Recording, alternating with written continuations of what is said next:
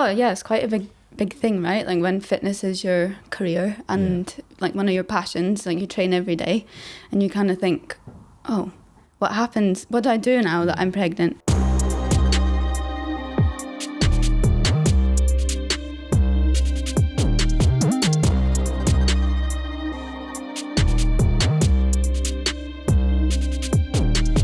Hello everyone and welcome to yet another episode of Crack of Dawn. With me today is our lovely coach. Taken about a year and a half to get her on the podcast, Tina. Tina, welcome to the podcast. Thank you. You finally made it in. That bribery money that you gave me, it's finally here.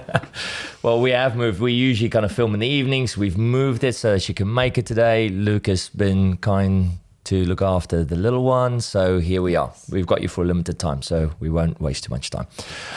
Tina, just for the benefit, obviously we have a lot of members that know you. You know, you've been with us for so long, but there's been a lot of people that's joined us since you've been off on maternity leave. Mm-hmm. So for their benefit, can you just tell us more about who you are, when you found Dawn, your fitness history, those kind of things? Okay, cool. I'm Tina. Christina, if you would like the full version. Yeah. Nobody calls you Christina. My parents do. Yeah, okay. Yeah, mum always. I joined Dawn in 2017, back in the old box in the old days. Mm-hmm. Seems like such a lifetime ago. It is a lifetime ago. It was so a whole different kind of business, wasn't it? Really, yeah. And I knew you because we worked for the same leisure company. That's right. And you used to do my pool training when I was a lifeguard. That's right. That was kind of our connection initially. Yeah. You used to work at Ironmonger. Ironmonger, just off Old Street. Lifeguard training. Yeah. That's ages ago. That's ages ago. About 10, 11 years ago. Yeah. But I started coaching some fitness classes for them before I joined Dawn as well, actually. Mm-hmm. They wanted me to go through some like spin qualification, kind of exercise to music course. That was how I kind of got into fitness world. And then I joined Dawn as a member for a year or so before I started coaching. And then you approached me, asked if I would be keen to intern because I think you knew that I was coaching exercise classes in leisure centres. Yep. And I said yes, obviously, because it was a really big part of my life at that point, CrossFit. Yeah. Not that it's not anymore, it is. Yeah. But yeah, I was so keen to go through the level 1. That was amazing. Like if anyone has a chance to go through that level 1 qualification, like even if you don't plan to be a CrossFit coach, it's just like the understanding of CrossFit and the methodology really explained in they detail. Make it so fun and it's like really inspiring and stuff. I'm sure the new coaches would agree with that. Yeah, I think we always have that kind of honeymoon period. Like the moment a coach comes off their level 1, they're doing everything exactly the same way. You can see it in the way they set up their classes and stuff. Like they come back with so much and so much passion and like they want to be the best coach ever. So I think then we just wear them down at Dawn. I just beat the crap out of them. Yeah, basically. I've been coaching with Dawn for about 4 years? It'll be longer than that then, like 2014, 17 would have been 5. Yeah, it's 5 going on 6. So it's been a long time. Yeah, I remember you were part of when Dawn just started. Like I had all these ideas of what it should be, and then obviously the reality hits, right? And you go like, okay, you're just not getting the members that you need to. And I remember that I had to to keep the business open, I had to go back to lifeguarding. Yes, I remember. For a summer. And then had the epiphany on poolside. Go like, I could just create like a GLL membership for everybody that's here. And that's what you did, didn't it? And I just went around and basically sold to every lifeguard, hey, you really need to do CrossFit. And everyone's like, yeah, I do. So you were part of that initial group that kind of came in, actually. Yeah, I was. Yeah, I think it was very discounted membership at that time. Anything. Can just somebody come in and actually do something. But then I was hooked. And then I was like, oh God, like, can I pay more than this? But then I thought, like, it's so worth it. So worth it. Yeah. And then, I'm still here. Yeah. So, well, obviously, enjoy it. Bit different than you were, obviously. Like a lot of things have happened. We're going to talk about that. But let's take a step back on as a child. Were you always like quite active as a kid? What kind of stuff did you get involved in? Tell us a bit more where you were raised, what the kind of like local feel was towards fitness and stuff. I grew up in Dundee in Scotland, in a small village just outside Dundee. Bit of a country bumpkin, really, at heart. I did a lot of swimming. I was kind of one of those kids that just wanted to try everything. And my mum was like keen to push us into everything. I used to swim, dance, used to do diving. I would play water polo, like all sorts. I was never like amazing at one thing because I tried so many different things. Yeah. Did you stick with stuff, or were you kind of like I'll do this for 4 weeks and then I'll move on to something else, or did you kind of like just? No, I stuck with stuff. Swimming and dancing were kind of the main things that I stuck with into my teens, and then I ended up studying dance at uni. Okay. So it was obviously like my biggest kind of and that's what brought you to London, wasn't it? Yes. So your studies brought you back to London. Okay. Yeah, exactly. I studied for a year in Edinburgh. I studied sports science because I always like wanted to do something active as a job, but I never actually really knew what it was that I wanted to do. And then I studied sports science for a year and I dropped out at Edinburgh because I knew of 2 girls that I danced with who'd gone to London to this dance course, and I was like, why am I not doing that? Like, I love dancing. I want to study this. Yeah. And I remember my parents being like, you can't go to London. Like, you can't go and live in London. You're only like 19 or however old I was. And I was like, yeah, but I want to go. Yeah. And then I think eventually they were like, oh, yeah, why couldn't you not go? Yeah. So, yeah. And is that typical like small town community? They all still live over there? Yeah, like born, bred in Dundee, still in Dundee. Yeah. Do you see yourself going back to Scotland eventually? Maybe. Yeah. Yeah, it's a thought that I think after having Finn, like the thought of being closer to family. Yeah. For that extra help and support. It's in the back of my mind. Obviously, it's no secret to most of us. You're returning from your maternity leave. Obviously, Finn is lovely and he's gorgeous. Thank you. Takes after his dad, of course. Obviously. Yeah. Let's have a conversation about maybe your journey as a CrossFitter. So since you've joined us, and discovered CrossFit, like the kind of the stages that we went through. Obviously, you started coaching for us pretty early on. You drank the Kool-Aid, you started coaching, so you were always kind of like in the mix. You were always eager to kind of part in competitions and stuff as well, right? Yeah. And so let's talk about that kind of phase in your life, and then kind of like maybe bleeding into, falling pregnant, what that was like, and for you as an athlete and for you that like really enjoys your fitness, and obviously your career is your fitness, how that kind of started, playing into all of that. I remember my first class, I think it was my first or second class, and it was just like a one-on-one with you. And you taught me the clean and jerk, and I was just like, this is so cool. Like, I need to come and do this every day. Like, I'd never done it before, but when you get those, like, the big bumper plates on a bar, it was really cool. I think I caught the bug. Like, I've always been sort of a skinny, hard gainer type of person. But, like, very quickly, I started to see, like, oh, I've actually got some muscle. Where I've never had muscle before. So that kind of spurred me to keep coming. And obviously, like, learning all these new skills. I really like the gymnastic side of it as well. From that early CrossFitter, that one is just like really learning. And I think we still have pictures and stuff of you just learning the rope climb outside the old box. Can you remember that? I can remember. So from all of those early kind of adaptations of like, oh my God, this is amazing. And there's like PR after PR, because you just like the first year, every day is a PR day, right? Because you just learn so many things and you're getting better and better and better at it. Transitioning into an athlete, how did that kind of happen? What kind of value did you take from that? I remember taking part in a competition. I think lots of people, it was at the new box. Sorry, at the old box, not the new box. At the old box. Was with CrossFit Aldgate, was that when we still did the box battles? It could have been that. Had Aldgate was one of the first boxes that came over and kind of competed with us. Yeah. It was like, box battles, is that what you said? Yes. Yeah, it was that. I think it was you, like, oh, you would be really good at competing. And I thought, oh yeah, like I like competing from like swimming and stuff. It was always quite competitive. So yeah, I have that competitiveness in me, although it maybe like doesn't show all the time, but it's there. Yeah.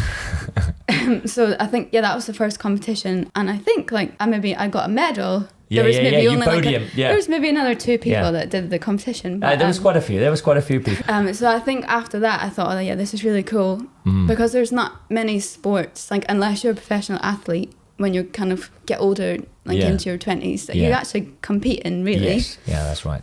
So it was cool to start competing again. Tribal Clash. Yeah, good old Tribal Clash, right? Team one. Yeah. I think team comps for me, like... Because it's also the buzz that it doesn't always sit on you. You're part of a team. You can carry each other. Yeah. And because I know, like, I'm not the strongest athlete at all. I have other strengths. Yeah. So, like, working in a team, especially, like, mixed teams. Yeah. Or tribal class, we had 3 guys, 3 girls. Yeah, that's right. Yeah. You can all bring your best bits. Yeah. Those were the glory days. They were really good, fun. weren't they? Yeah. I really like tribal clash. I've done another couple like partner competitions. I think I did one solo competition, a Rainhill. Okay. Didn't enjoy it quite so much. Okay. I think it was the pressure. Yeah. I liked having, don't know, maybe it was just like that support of someone else, or like.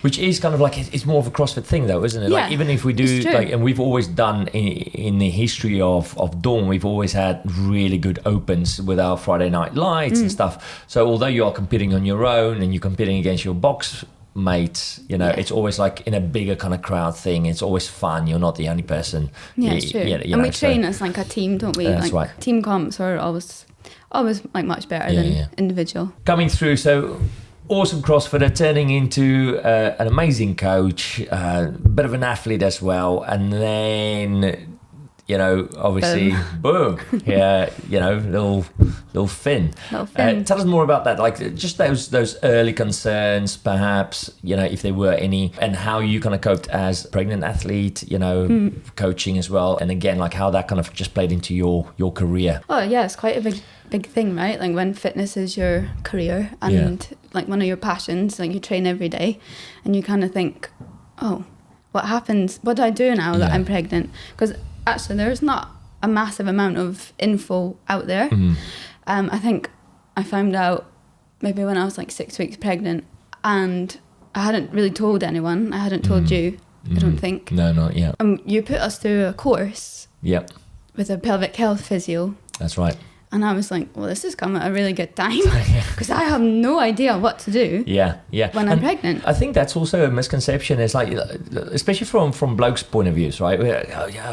Mums just know how to be mums. Mums haven't, You have no idea. We don't have, it's also a different society these days. It's not like, you've got like we say, you've got mums that, a couple of generations ago, it took a village to raise a child. Like you had all the support and stuff. And now today's day and age, it's quite a solo act. And I think being so heavily reliant on community in a gym, I think you were one of the first few, like since you fell pregnant, there's been quite a few members, but there's this new stage, this kind of lockdown baby kind of thing happening. But up until then, we were quite a young box, young professionals, really not real, so it was either that or more established parents that had like, 5, 6, 7 years up. So there was this big gap in the middle that all of a sudden in the last year and a bit has filled out. But coming in and not having that knowledge, obviously that pelvic floor course for us was... I think it was like perfect timing. I don't know if like you just had some... I think it's we had one of our members that just started, she told us, and then I was shitting myself because I was like, okay. Like, and she came to me with advice, and I had to stand there and go like, be honest to her face and go like, I don't know. Give me a week, and within a week we've set up a course. We sat down and we listened through it and stuff. So it was kind of like, I didn't even know about. Well, whoever that was, like, thank you, because that helped me so much. Kind of put my mind like, okay, this is what I should be doing at this stage of pregnancy, and this is what I should do at this stage of pregnancy. So the first 12 weeks, I had like a pretty plain sailing pregnancy, to be honest, compared to like other stories that I've heard. Didn't have any morning sickness, felt pretty good, still trained pretty much as normal for the first 12 weeks. But then in that second trimester, kind of things started to shift and expand. And that's when like there's more pressure starting on your core. So a lot of core movements had to be scaled down. I stopped doing sit-ups. The gymnastics, which is probably like one of my favourite bits of CrossFit, wasn't really up on the rig anymore. Wasn't doing kip swings, wasn't doing any kipping pull-ups. So that for me was like, like this is going to be quite a long time that I'm not going to be doing these movements that I really like. Like 12 weeks into pregnancy. Especially also when you're, and I don't think you'll feel offended when I say that, but especially if your identity has been tied to CrossFit so heavily, to then be faced with, okay, well, here's something a bit more important happening in my life now, and I need to kind of like trade off. Yeah, for sure. I think like I stopped doing quite a lot of movements quite early on because I had quite a lot of coning going on. I was so paranoid by coning. I remember asking whoever was coaching the class, can you watch my belly during this movement? Can you watch my belly? Because I wanted to do everything well so that my return after pregnancy was also as straightforward as it could be. Yeah. For all the novices, including me, staring at us right now, going like, what is coning? If you want to just talk about that quickly, what does that mean? And like, what would have that meant for you as an athlete at the time? Okay. Like, basically, if you imagine like this is your core, your abs. Yeah. As the baby starts to grow, everything starts to expand, right? So your abs kind of open up, and then there's this gap between. And because there's pressure from the inside, from the baby, pushing out, if you're adding in this extra pressure, like this bracing that we do, or like kipping swings, being in that hollow position, you see a little coning sort of shape happen. Okay. I'm sure you would have seen it on me when I was training. So basically any movement that was spotted, like I always had Luke, he was always like, you're coning. Rowing, I stopped rowing like super early on. Ring rows. And it's amazing how you think like these seemingly easy little movements, like rowing, like you know how much am I actually using my core, you know? And, you are, like, and on that lean back in the that pool. kind of every time that hollow position showed up in workouts, right? It's interesting, like the movements that it happened on. And I think everyone is different as well. Like for me, it happened quite early, but I remember some other members at the box, they were continuing to row for much longer than I was, doing ring rows up until almost the end. So it just shows you how each person is so unique. Yeah, and I think that's why it's so important for coaches to be like watching all the time, not to cause any sort of extra damage to your core muscles. Because you need them. Yeah, absolutely. Like, to function. Yeah, and I think there's also then the value of being in the box where there are real coaching and eyes on us, and people are being super vigilant and aware of these kind of things, right? As opposed to just like, just crack on. Definitely. We've followed that journey, and anybody that's following Tina on social media would have seen Tina progress throughout all of this stages and stuff, or regress. But this is the thing as well about CrossFit, we're so used to like improving, progressing, up in your numbers, so it was such like a mental challenge to switch that over. Like people say like, oh, you should try and maintain during pregnancy. You can't maintain because there are so many of those movements. You're building a life. Your body is really like focused on something way more important than a keeping pull up. It has to go the opposite way, and you're scaling down and down and down until the last. I mean, I was training, I think the day before I went into labour, and by the end, like I was almost every session, it was like step ups, kettlebell swings, bit of bike. And like that was almost it. Some lunges, maybe squats. So it was like a mental game to begin with. Like by the end, I felt like I couldn't do anything anyway. Would you have at that point in time, given who you are obviously and what worked for you, would you say, and I don't want to put any words in your mouth, but would you say that just showing up at the gym there was a bit of a mental tick there for you? Like at least you were just at the gym, although it was a very minimum movement, whatever, just actually coming into Dawn and being around people and actually just doing something. Definitely. I really wanted to keep training throughout my pregnancy to stay fit and healthy. Like I didn't want to lose everything that I had worked for these like 5 years or whatever. And I also wanted to I knew that other girls were pregnant and there's other people watching my social media, like to show that it is possible, because I know that people get really scared. They don't know what movements they should and shouldn't do. I think it was a bit of, I wanted to use sort of a platform to show what is possible. But again, everyone is so different. But I think that also really helped a lot of our athletes. Nina, that we've had on quite a while ago. Then, you know, obviously, I think we were actually having the interview. We had her podcast interview, and it was just before the interview that she actually told me that she was pregnant. Was it? And then we had to sit on it for a couple of weeks, obviously, because we wanted to come, and that was through the last Open. But Nina then followed pretty much carbon copy of what you did, right? So just really kind of just followed along, and then we have the super mums. I say super mums in kind of like, you know, brackets. You've had Hannah, that kind of. Hannah is just Hannah, right? just applied herself as like, you know, wanted to be in the box for as long as possible. She smashed it. But I think she would like feel the same as me. she felt it's so important, and she loves working out. Like, I love working out. You feel good afterwards. But actually, I like felt more comfortable doing these workouts than what I did like trying to put my socks on by the end. Oh my God, yeah. Or like doing typical daily things. Yeah. Like, I had to get Luke to shave my legs by the end of my pregnancy because it was just so much effort. Yeah. But honestly, you could swing a kettlebell and cycle on a bike a bit. Okay, yeah, good. exactly. Yeah. No, but honestly, it just felt more comfortable doing these things, and I felt better for doing it, and I knew that I felt good, and I thought like baby is doing fine as well. So I was like keen to do it for as long as I could. Yeah, we've got Karen, who's obviously had a surprise little one that's on her way, and she's still in the box. I mean, I think she's due within the next 2 weeks. Yeah, she is. And she's still showing up at surges, and still smashing everyone else probably. There's still a lot of new members just looking at it again, like, how do you just do this? But it's inspiring though, I think, isn't it? I think it's amazing, yeah. And I think it does I hope it gives like other females hope that just because they get pregnant, it means that everything has to stop. Yeah. Like, it doesn't mean that, but I think it's important to be safe and do everything properly. Yeah, and within the means, like, of that what your fitness entails and what you can and cannot do. Yeah, sure. Right, so Finn was born, he was healthy, everybody was happy, a lot of sleepless nights, which is also... Yeah.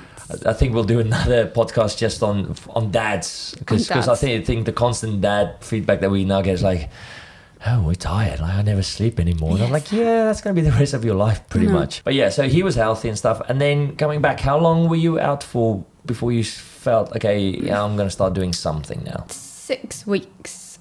So there's this kind of like window, right, that healthcare providers will say to you 6 weeks, and then you go for your 6 week check-up where they literally just say, how are you doing? Yeah. And you're like, yeah, fine. And then they kind of clear you to exercise. Wow. But like, they have no idea what your birth was like. Yeah. They've just kind of cleared you to exercise. Yeah. But I couldn't go back in after 6 weeks and do a CrossFit class and lift the same as what I was lifting before. No, that's right. So there's this like massive gap, I feel, between that 6 week and getting to maybe not even where you used to be, but being able to participate in a class. Yeah. With confidence, with high intensity, So it was 6 weeks. I started a 12-week postpartum plan because, again, I wanted to do everything kind of properly, and I didn't know what to do. I couldn't have come back into a class. I was so surprised at how weak I felt. I remember those early days for you when you just looked at me and go, I can't even do this. Yeah, this is so basic, it's so elementary. It was. I remember picking up an 8 kilo kettlebell and thinking, this is just not 24. Like, there's something not right. It's crazy. But I think, so you lose so much kind of core control. Your pelvic floor has just been through... Yeah, absolute murder, Yeah, the aim is to try and rebuild or get that connection back. Your core, your pelvic floor, and your breath. So I started doing lots of kind of like Pilates style work in this program that I was following from Hatch Athletic. I should mention her. Yep. Which was awesome, very humbling. I think I remember like coming in doing some single leg deadlifts, and I couldn't even like stand on one leg properly. Yeah, because all that balance starts from your core to your extremities, right? So you got to set yourself up there first. Yeah, exactly. It's also like knowing which movements to do. I remember there was a kettlebell windmill programmed, and I was like, oh, is this okay to do? Like, I had a little bit of fear. Yeah, surrounding like what movements I should and shouldn't be doing coming back. Probably similar to when I was pregnant. Like, there is this little bit of fear. How long did that take, and where are you now? You're still pretty much kind of moving towards... I have 2 sessions left to do. Like, I should be finished it by now. I went on holiday, took a little break, so it wasn't life happens now that you've got a child. There's all these other things there. Exactly. And this is like this is three times a week programming. Yeah. And like usually I would be in the gym 5 days a week, maybe sometimes 6. 6, yeah. So like finding the time. Yeah. Or you think that, right, I'm going to go at this time. I'll take Finn with me. Finn decides that he wants to feed for an hour and a half when I'm at the gym. Yeah. So like I did You've nothing. been at the gym and Yeah, I went to the gym to feed Finn. Yeah. And then I went home. You're just like, I think there's also a degree of just almost being okay with yourself and like almost like a self-forgiveness. There's all these things that we aspire to. Social media, we all obviously, guilty of watching what people do on social media. But there is these pressures of like, oh, by this week I should be able to do this. And you have to take it easy on yourself because there is, I mean, obviously way less sleep. yeah. Like just the logistics of working, partnership where, Luke's back at work, you're moving towards being back at work. Yeah. There's daycare issues. There's all these other things that's all of a sudden never been a problem. Like you could, within the drop of a hat, probably just get your kit on, jump in a car, you could be in the gym. And now it's this whole, well, you got to prep Finn, you got to make sure like, There's a poo just before you come out the door, so you got to change them again. And I'm late to everything. I think I was only 3 minutes late here today, so that's not too bad. Yeah, maybe 4. that was pretty impressive. Yeah, literally, like I just can't be on time. We gave you 15 minutes before we was going to call and say, "Are you okay?" What's happened? So coming out of all of this now, I think you're not in a unique position, but you're in a privileged position of having been able to do CrossFit, discovering CrossFit, getting a real decent base to the point where you were quite proficient in competitions, you were RXing everything, you were like just a little machine. And then you had this life experience where, you fell pregnant, you worked through all of this, like all the fears and stuff, and we're coming out on the other side. And I think there's benefit in this where a lot of times when we have members join us, they don't have that luxury of those first 5 years and all of that time. Like they might have been a member just for a couple of months before they find out that they falling pregnant. And now there's all these concerns. Well, this is not something I've been doing for years. Should I continue? Should I move on? What would be your layman's advice? We know you're not a medical professional. So, but just from one mum to another, what would be your advice on keeping exercise, the benefit of having that exercise leading up to the pregnancy? I think you need to think about that afterwards. So like your postpartum life, like I'm always going to be postpartum now, right? Like it doesn't change. Everything is different.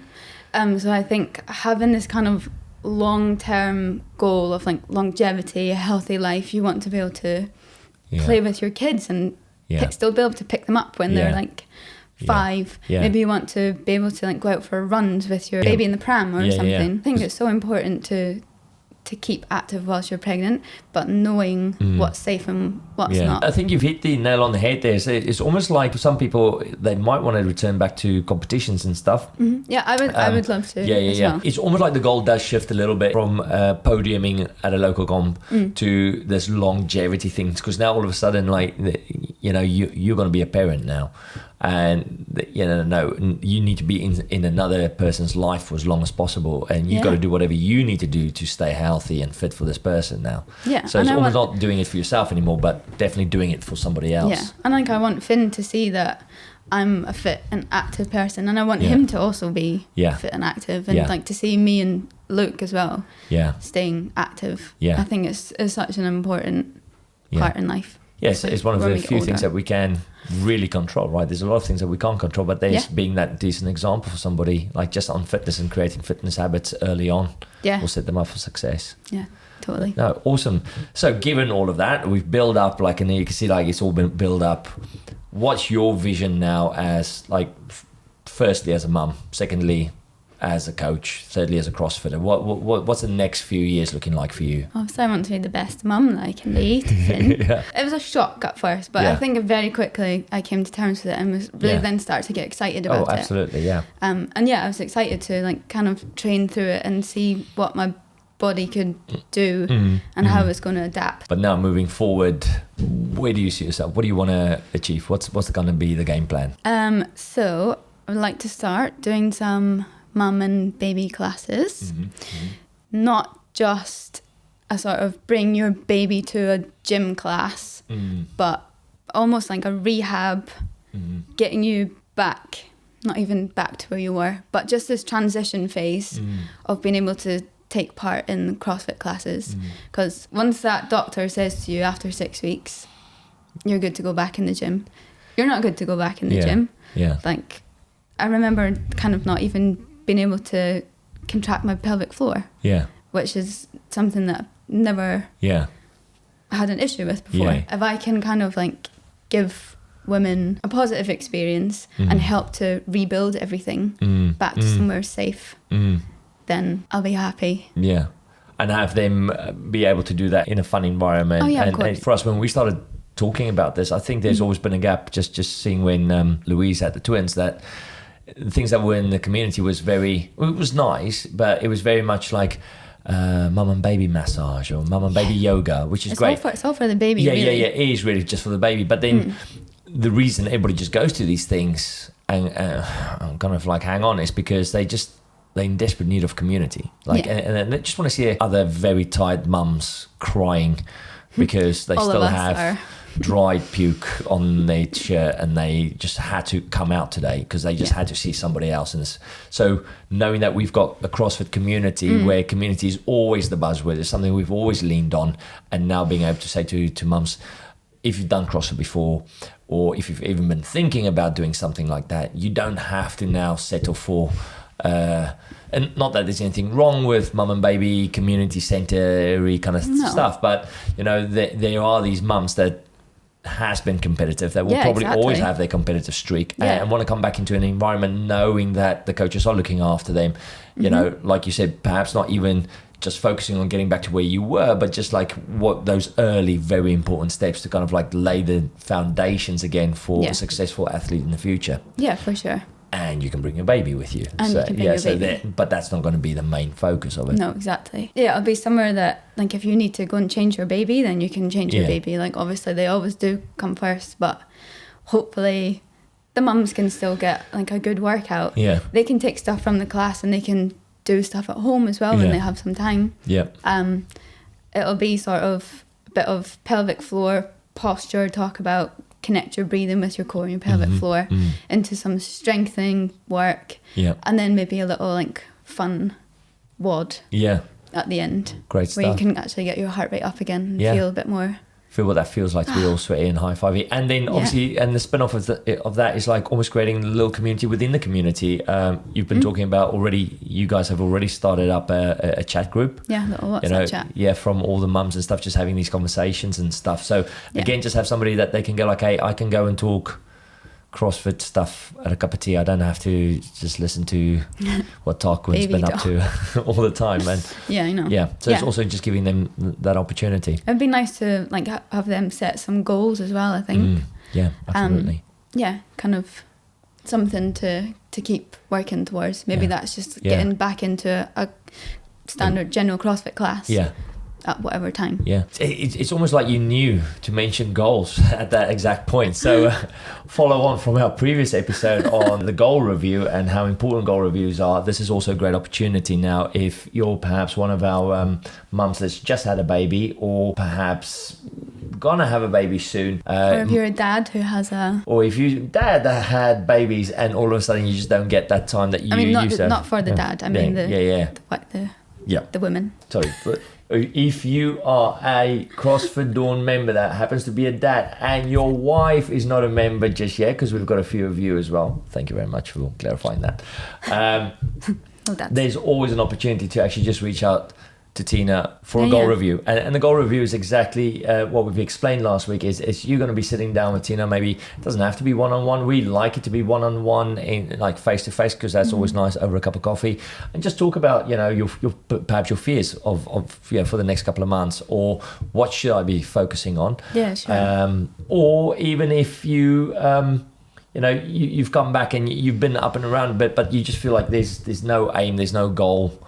You just kind of like just been existing, trying to kind of like make bedtimes, make feeding times. It might just be a nice little reconnect, see where we're going, and create a bit of a game plan, or just perhaps accountability. Just an accountability partner that understands the issues of having a newborn. I think for most of the mums who I don't know who are going to start, I would love to like chat to them before we actually get into the class, like to know what their birth was like. Yeah. Like if someone has had a conversation, traumatic birth, like it can cause all sorts of complications later down. Yeah. So making sure that I know what's going on with everyone, I think is really going to be beneficial to me and to them to progress correctly.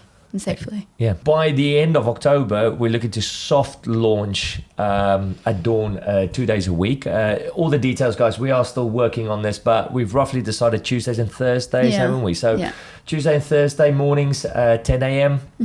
Probably going to allow ourselves about an hour and a half or so to kind of just not feel like you have to kind of get it all in with an hour with babies changing and stuff, and have enough time to feel that you're actually getting through the work. If you are interested, you don't have to be a Dawn member to reach out to us and see if you are interested. And obviously, we're going to have some details below this video and some links probably. Tina, we're going to leave your email address as well, if that's okay with you. And people can reach out to Tina directly and see if they can book themselves in for, we call a no sweat session, which is you just coming to have a conversation with Tina to see if this is something that might be interesting to you or to your spouse perhaps. Tina, just thank you for coming and sharing this experience. I think it's always been like, from somebody that's known you so long, it's just amazing to see like how life is just giving you these opportunities, right? You're taking them with both hands.